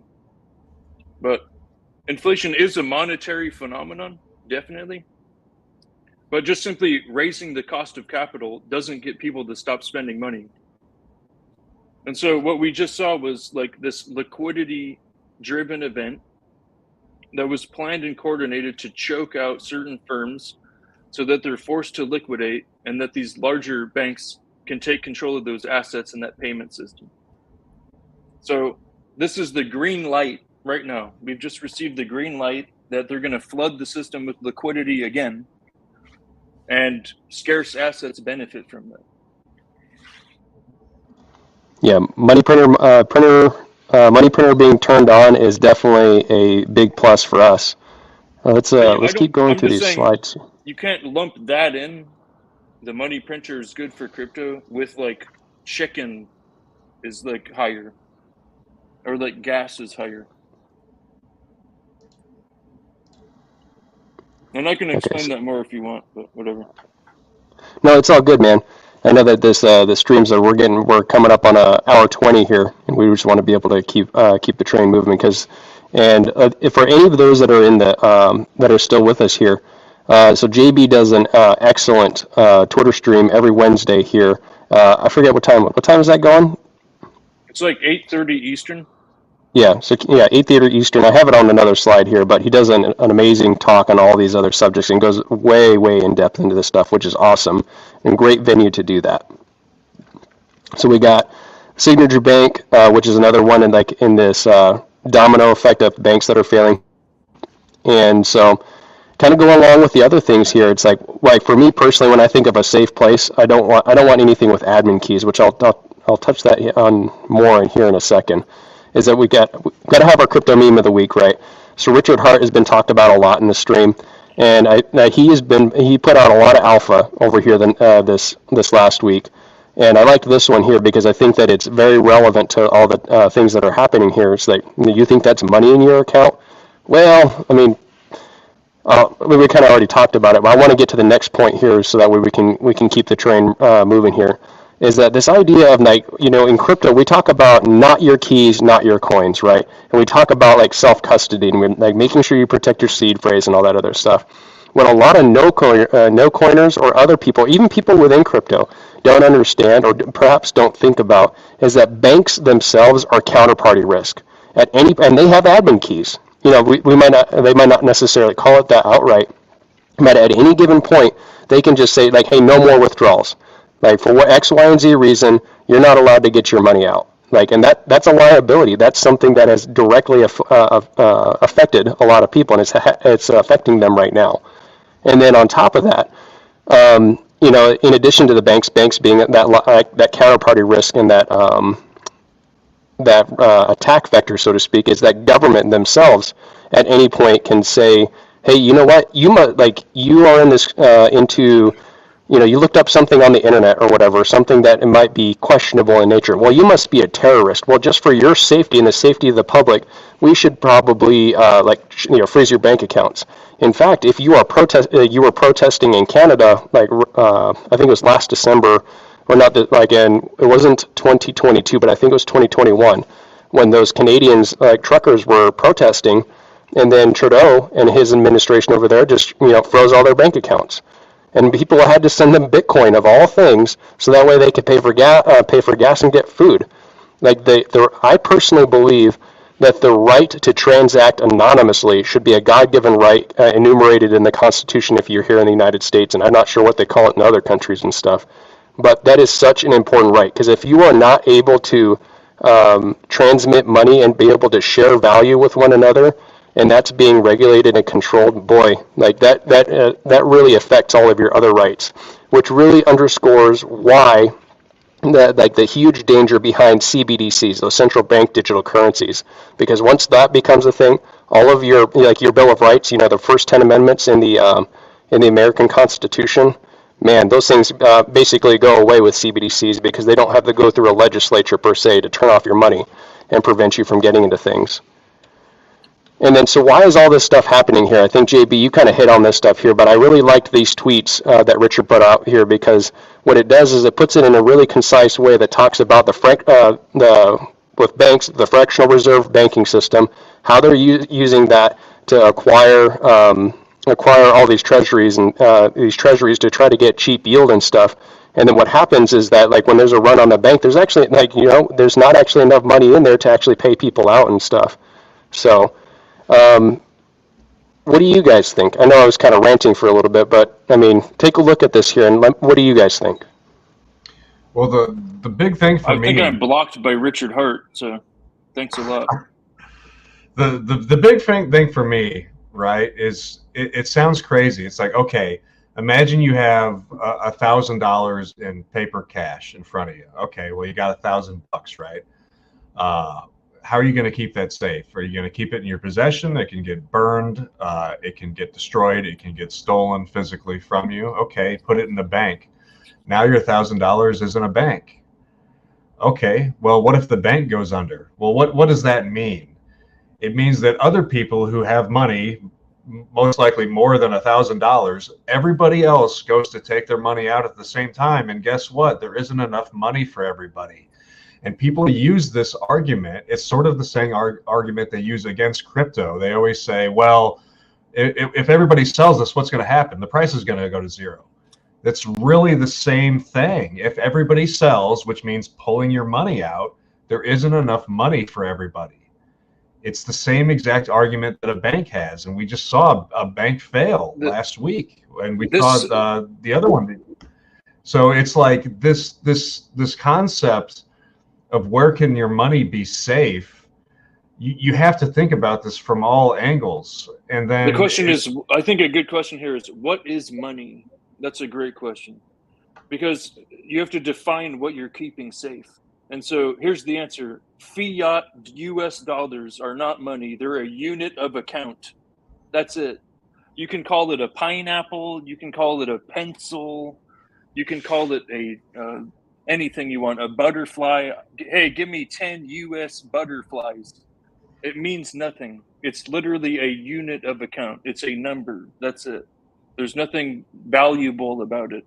The only thing that's valuable, I guess, is that according to Paul Krugman, he opined once saying, the thing that gives US dollars value is that you're locked in prison eventually if you don't pay your taxes.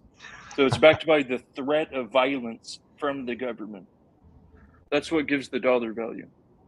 So long story short, people are figuring out using memes on the internet that when money printer goes burr, the market goes up. So this is a mind virus. This is a impossible idea for the people who are in charge. They want us afraid. They want us in a motive of scarcity. And they want us to believe that their unit of account is of value, because the more that of these unit of accounts that they issue, the more control and power that they have, so long as people value them. So the impetus must be to no longer value fiat currency, and in so doing, be able to earn and win your freedom. And this is, I think, the story of, at the basis of Richard Hart's message, is that, fractional reserve is crap and, it's debt, blah, blah, blah, blah. Where does inflation come from? They just make the money out of thin air. We reward people with HEX. It's more scarce. It's better internet money than the government's internet money. Long story short. And that's what it comes back to, is that if the dollar's worth this, then what do I do about it? Buy the thing that goes up a lot, hold it, and then take your profit once it goes up a lot. I think it's important to point out also that you should buy these assets and stuff. You buy low, sell high, right? People like to buy tops. People like to buy things that are expensive. And man, all you have to do is you got to identify what the true value of what it is that you're buying and what its potential is down the road and stuff. That's why right now, with Asic and Pulsebitcoin both hovering right around $1, man, there is a ton of upside potential. And all you have to do is look at the chart, and whenever it dips below $1, I guarantee you there's people I know a couple of whales that are they're buying it up the second that it goes down into the 90-cent region and goes right back up to $1. And I think the thing with this, with regards to the banks, why is this happening, right? I think it circles back to greed, and people not knowing of a better way to do this. And with fractional reserve banking, the real question is sometimes it's well, how much money is in that bank? How much US dollars is available there for people to get paid out and stuff. Can people actually get paid out? And that's why blockchain technologies is so critical, because it is transparent and everybody knows what's there, right?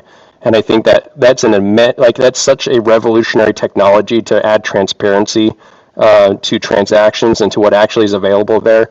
And it being immutable, nobody can change it. It's verifiable on the blockchain at all times. Then the other part about this is the greed aspect of it, right? People, these businesses and stuff, they want to make money. Cool, I got that. But they're chasing some really weak yield here. We're talking like 2%, 3%, like, or whatever it is that they're trying to get. But that's not keeping up with inflation.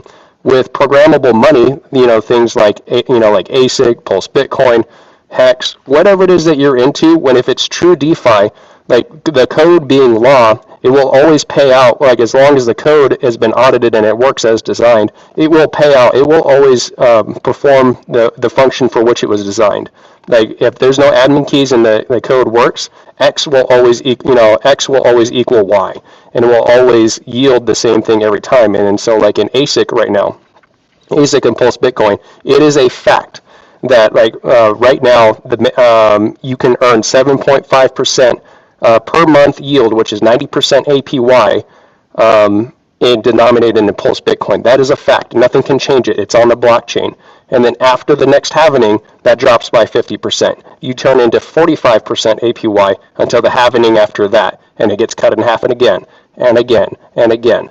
And it's the same every single time. The code is just the code. It just performs its function. There's not a counterparty risk. There's not a executive somewhere who's going to make decisions and change the rules out from underneath you. There's not a Federal Reserve that can change their mind and think to themselves, like, you know what, we should raise the interest rates. Like, oh, sorry, we broke some stuff. Let's turn down the interest rates or whatever.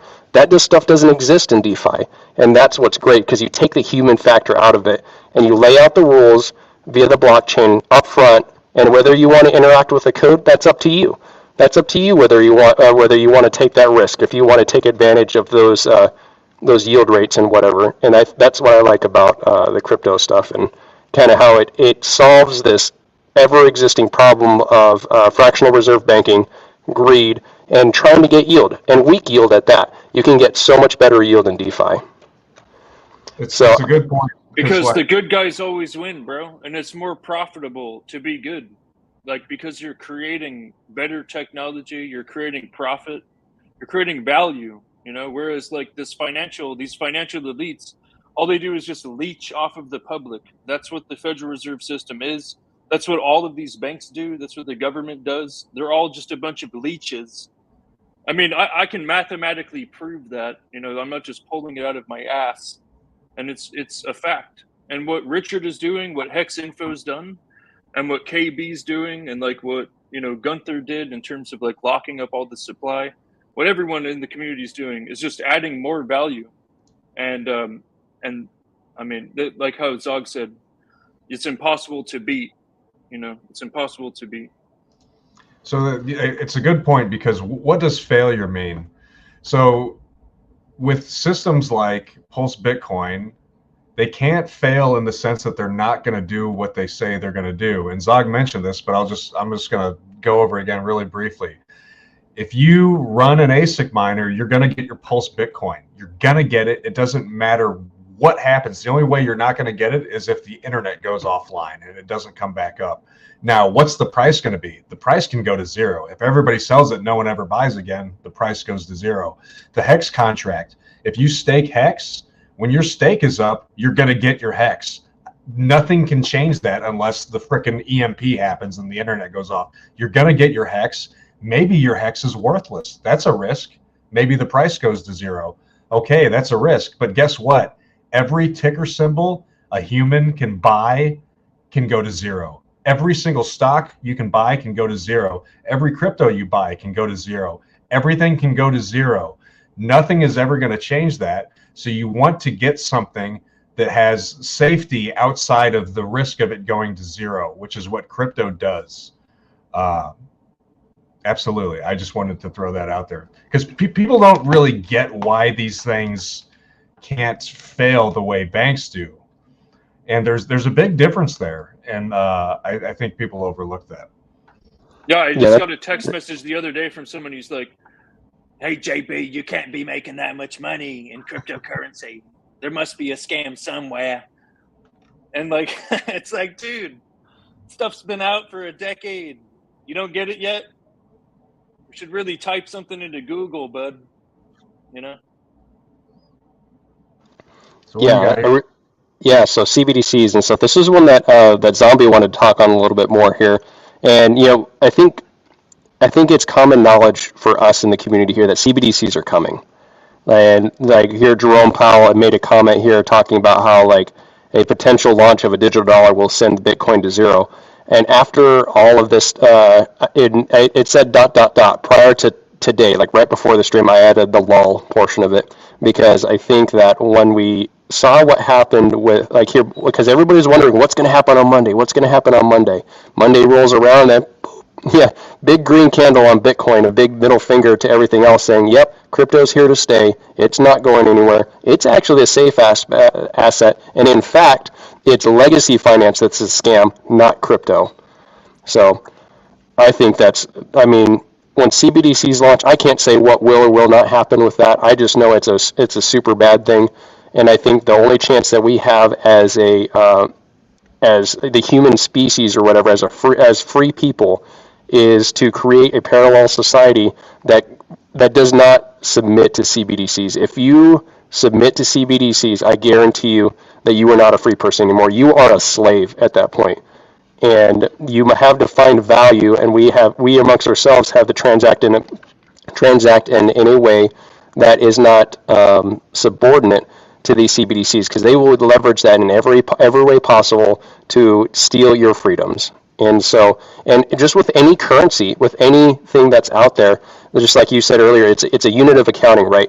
The U.S. dollar, I had a paper dollar here on the table. A paper U.S. dollar is just that. It's paper, and it only has value because the government says it has value. You're going to go to jail if you don't use it, right? But if at the same time there are ways to people can buy houses with Bitcoin. Like there's a website for that, like Bitcoin for houses. I bought my car. I no kidding, bought my car with Ethereum. I found somebody that I just asked him. It was a simple question.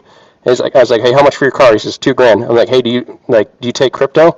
He's like, yeah, I'll do it in Ethereum. I'm like, easy day. I bought other things, but I won't discuss that on stream. But but at any rate, it's out there, man, and it has crypto has value because the community says it has value, and I think that's why what I would call the deep state and all these other legacy systems is because everything is all these things are levers of power. And when we say that we're not going to use these legacy systems, we're taking away huge levers of power away from these people that have them currently, and then we're putting them back into the people to live as free men and women. So moving on here. So by the way, it's going to be an account-based CBDC. And the same weekend that we were in Tampa, there was a Fed vice president who also was at a cryptocurrency conference, and he said that was the one they're going to come out with. Oh yeah, I'm sure that they're going to tie in ESGs and social credit score and a bunch of other things associated with that. And it's not good, man. Like if you look at say you want to fly across the country or something like that, or fly to Europe, and you can see on there that there's your carbon footprint or something like that, how much CO2 is expended. I was like, why is that relevant? Why is that on there? I was like, oh yeah, probably because there's going to be ESGs and other ways of measuring how much it is that you can your ESG credits for carbon and whatever, that will restrict your freedom of movement. And all of these things incrementally are going to take away your freedoms if you're not paying attention. It should be noted as well, that within this, there will be a hostile takeover of these cryptocurrencies, straight up. Whether you like it or not, you will not be able to get money out of this stuff and into a bank account, like a regular ass bank account in America, without going through their CBDC system. It's not going to happen. But the benefit of that is that part of their hostile takeover is that it's called proof of stake. And Vitalik is awesome for that because they're going to have to buy their way in. All of these ETFs, all of these 401ks and all this crap, they're going to have to buy their way into trying to control these decentralized, applications and blockchains. So again, we're on the right side of the trade. Absolutely. And I think that moving on to this next slide over here, we talk about, like, so Biden proposes 30% tax on crypto mining electricity usage, right? It's pretty self-explanatory there. I'm not going to read all the stuff that's on there, but I think it boils down to this right here: is digital mining is more important and better in every measurable way compared to physical mining.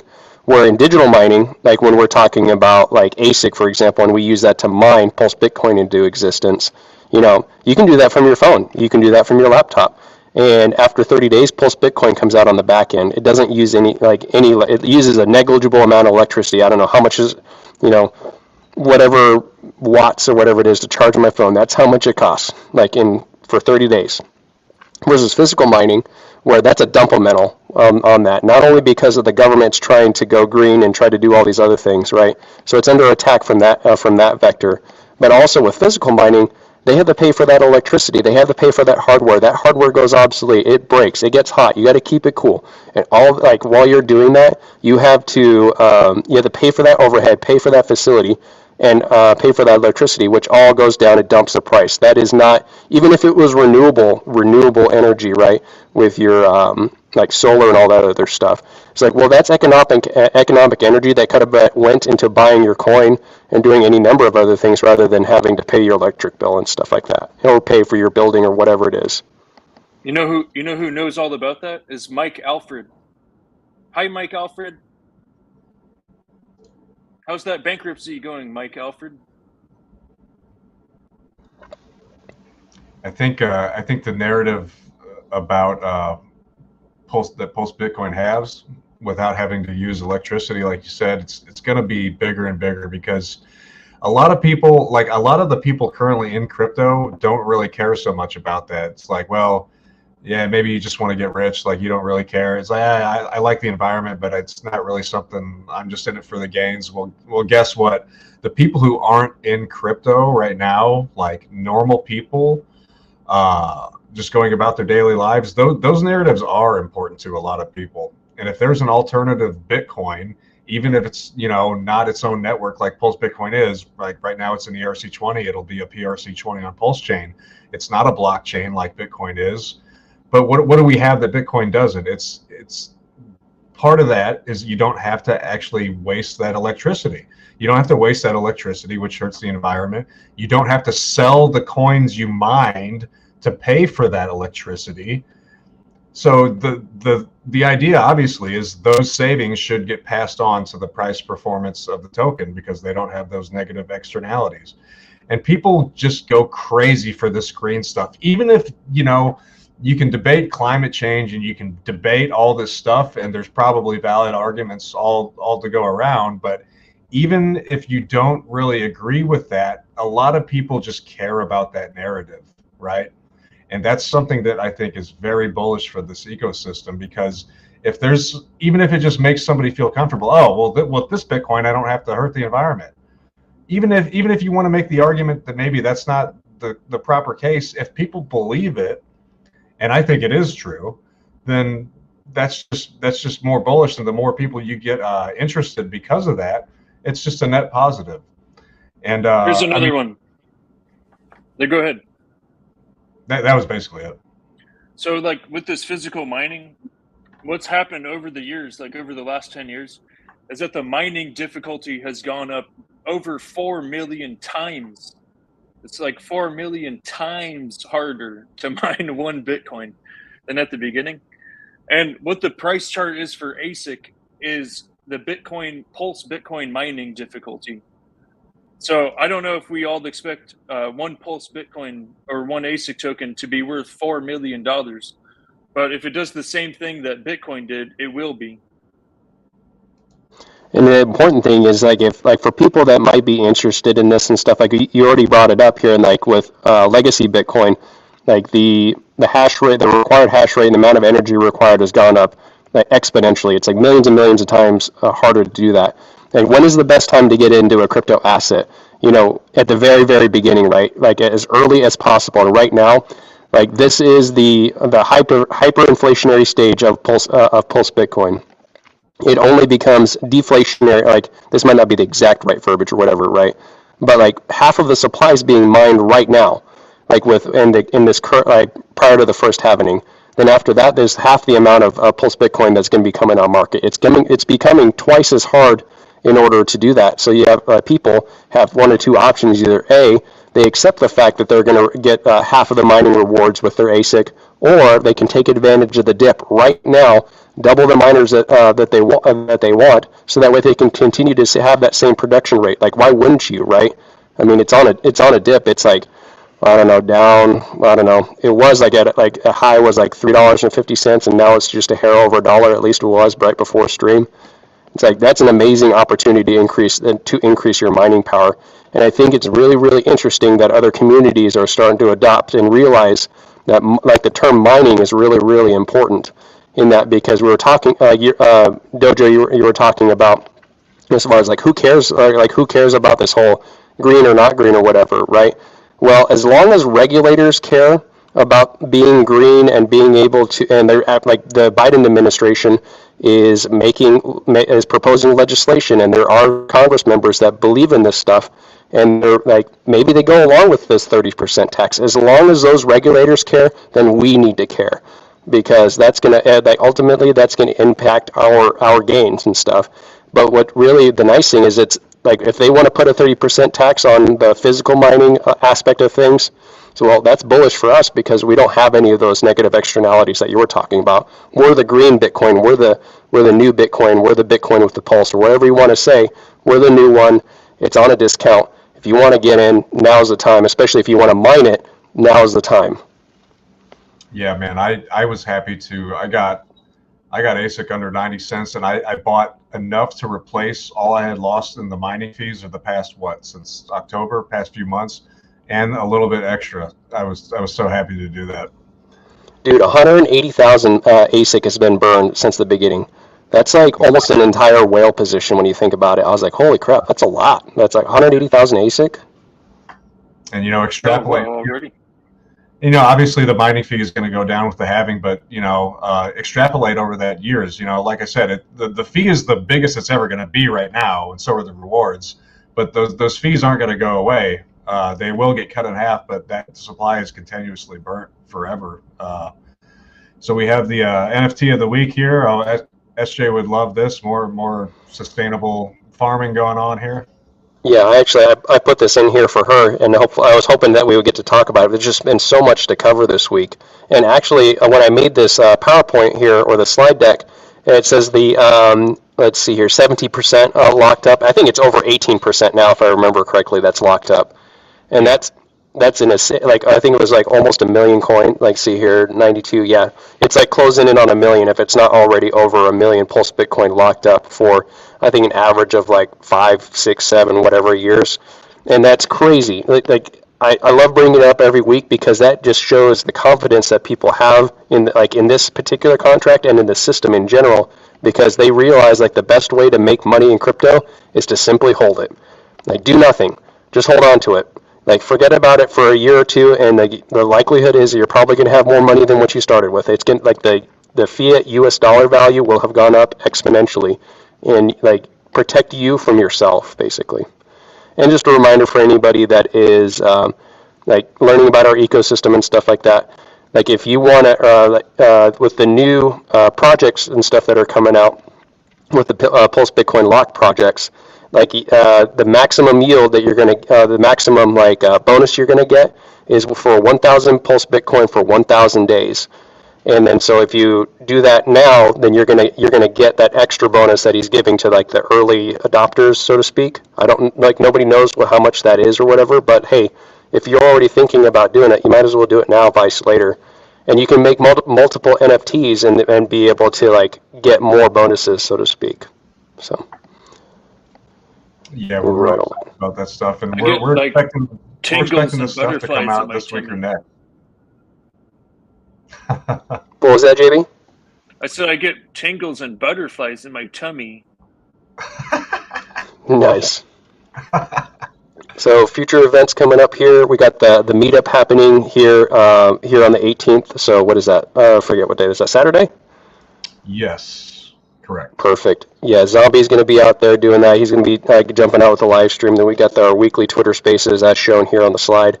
Every Wednesday, JB's out there. He's dropping alpha every Wednesday for minimum of an hour. I think you guys did 3 hours this last time. Dude, that was just grotesque. We were on there for way too long. But I'll tell you what, I was driving back from California, and it made that trip a whole lot faster because it was that conversation was so engaging. That's great to hear. Yeah, I love it too. I'm just glad Zombie got sick today and not 5 days from now during his meetup. That would have been awful. So hopefully he gets it out of the system and it'll be good to go. Dude, he does so much behind the scenes and stuff and putting all this stuff together and still running a business and getting all that stuff ready to go. The dude's an animal.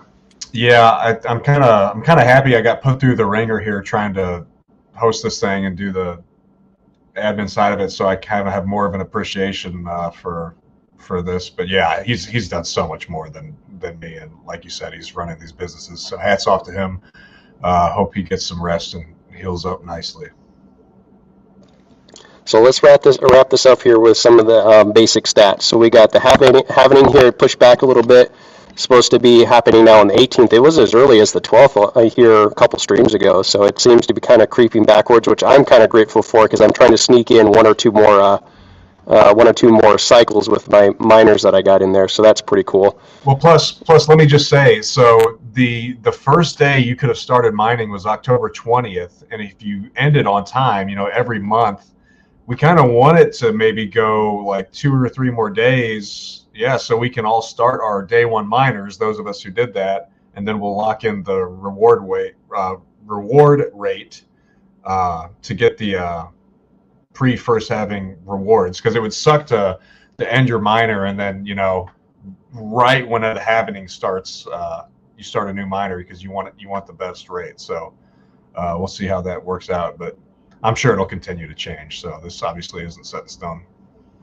Yeah, I'm hoping that people just hold it liquid or forget or whatever. I'm like, okay, 2 more days. If you do 2 more days, I'm set. So because that 90% APY, whew, man, it feels good every time. Every 30 days when I unlock and I look at it, I was like, man, that feels good. That feels real good. And guess what? That 90% APY, if you hold those coins and wait till the price is much higher, that 90% could be 9,000%. It could be something way bigger. That's just percentage in terms of the Pulse Bitcoin you get awarded based on your Asic stack. So if you're talking about US dollar gains in a bull run, that 90%, man, that can be way bigger than that.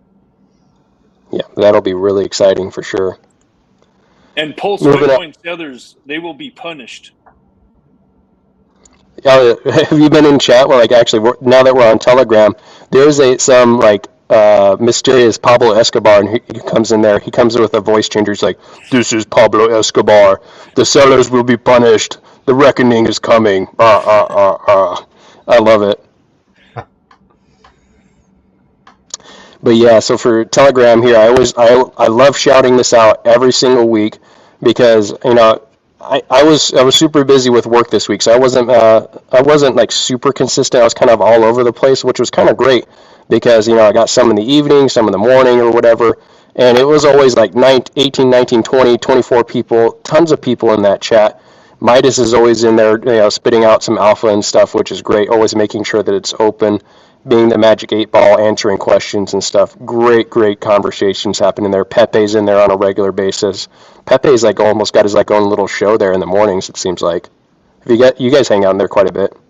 The Telegram chat is off the hook all the time. And maybe if you're just kind of watching this video and you're not familiar with crypto, 20, 24 people, that's actually a pretty big deal for any crypto community. If you go into Hex, Pulse Chain, any tokens, even possibly hundreds of millions of dollars of market cap tokens, that's actually a pretty sizable amount of people consistently to be hanging out and talking. It's actually a bigger deal than it might seem.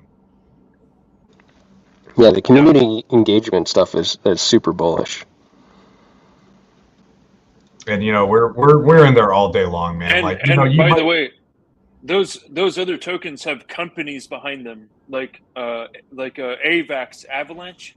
They just lost a lot of money in this stupid liberal bank, and they're not even paying shills to be in Telegram. Like the shills in our Telegram group, they're not even paid for their work.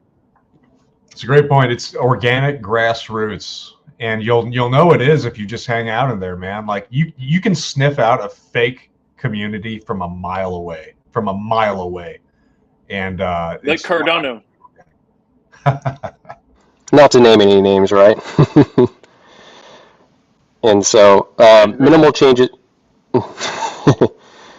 Minimal changes here to the Asic liquidity like spread from last week and whatnot. I think it is notable to say that overall there's only 1 million tokens that are liquid right now. That includes all the ones that are in the pools listed above there. But the one that I really wanted to get into was the Pulsebitcoin side of things here, because it's been kind of slowly working its way back up. About a month ago or so, when it was sitting right around the 80, 90 cents range, and people were kind of like, oh, I don't know, maybe it's a dump token or whatever. It's like it's slowly marching its way back up, man. And it reached what, like, I don't know, it was like $1.50. I think on the last stream it had a pretty good pump going. People were selling it down, but the thing to remember is that here, once after we hit the halving, those people are gonna, like, those perpetual dumpers will have 50% less dumping power, and their only option is, if they want to continue to have that power, is to buy more ASIC and to play the game. So I love that deflationary aspect about our ecosystem. And if I may here, and they get to just hold until they get like a 2x, and then they can just dump the same amount of dollar price again. Yeah, absolutely. Like and let's see, they just hold until their bags go up in price. All right, let's see if this works. Can you guys see my screen here for the liquidity viewer? I'm still seeing the same slide. Okay, cool. Yep, I think so. And let me want to zoom in here, because this looks more intimidating than it actually is. Did it zoom in? I think it did. Give me 1 second here. Sure. All right, perfect. Okay, so if you guys can see on here, I'm going to try to pull you guys off to the side. All right, good. So you can see it. Very good. I'm going to drop you guys down so I can talk about this and look at a big screen on my screen here. Okay, so what's important to look at here is like this. So this is liquidity spread, right? So this is, as you move left of the red line, this is price down in USD terms, and then moving to the right is price up in USD terms. And if you look down here at the bottom, right? So this looks like, oh my gosh, look at the liquidity. It's so thick. But let me pop over here real quick. When we talk about, like, this is like one of the highest ticks right here. And so a tick is like just basically how much Pulsebitcoin is locked on the sell side here. And so that's only one, like for each one of these ticks right here, that's only about 1 to 2, like in this case, this is 1,840 Pulsebitcoin locked in this particular tick right here. And then as we go along, we move over here. There's only, like on the high end of things, we're talking like $13. Each one of these ticks right here, like the price in USDC is $13, and there's only 359 Pulsebitcoin in that. And so you can do the math to see how much each one of these ticks is worth as far as money-wise is concerned, and then you can kind of figure out, like, okay, from here, where the red bar is, to whatever magic number you want to reach, well, how much net buy pressure there's going to be. But just realize that the liquidity here is actually thinner than you think. When on the high end of things, you're only talking about 440 Pulsebitcoin locked over here, 1,000 locked over here, and 1,850 over here. It does not take a lot of economic energy to go from here at $1 to reach the, what is this, $11, $12? Like, get your 10x with a relatively small amount of money. As far as crypto is concerned, I think that's pretty bullish.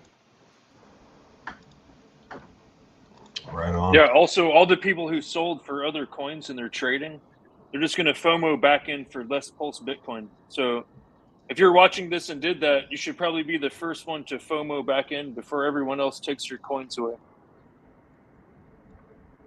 And that's the dangerous thing about trading, right? Is like some people, like, it's not very often that people actually win on their trades and stuff. Like And it's a very dangerous thing. It's much easier and it's much safer to find a good asset, accumulate it at low prices, and hold. Like that's the safest strategy. That's how you're going to win. You might win like super, like it's like playing the lottery. It's like, could you win the lottery and be like a billionaire? I guess you could, but it's a very, very, very low probability. Could you trade coin A for coin B to try to chase the pump with the idea is like, oh, well, coin A is like kind of at its low. I'll sell the low so I can buy the top on coin B, and then, oh crap, coin A is starting to go up again. Well, let me sell coin B over here back for coin A, and then now all of a sudden you have less coins than you started with. That's an age-old thing that happens in crypto. I think that's probably what will happen like around this July or September. Like just based on like approximate math of the halving, when people sell their almost entire Asic bag to buy Pulse Bitcoin because they're chasing the pump. And that would be a good time to take some profit, maybe at around like $10 or $20. Not to mention I don't know about you. I'm waiting for $100, $100,000. That's my selling point. You'll see my band up there somewhere on the high end. if you are somebody who has to pay taxes on your crypto trades, which is, most people, if they're, actually not trying to get off the grid, that's another risk for trading, man. Like, okay, so say you make some god tier trade and you get 10 extra money, you don't set aside the money to pay the taxes on that, then you make a bad trade and lose all your money. You still owe the money. You can't pay it. You don't even have money to pay your taxes, let alone to reinvest. You keep doing that over and over and over again. The odds are against you.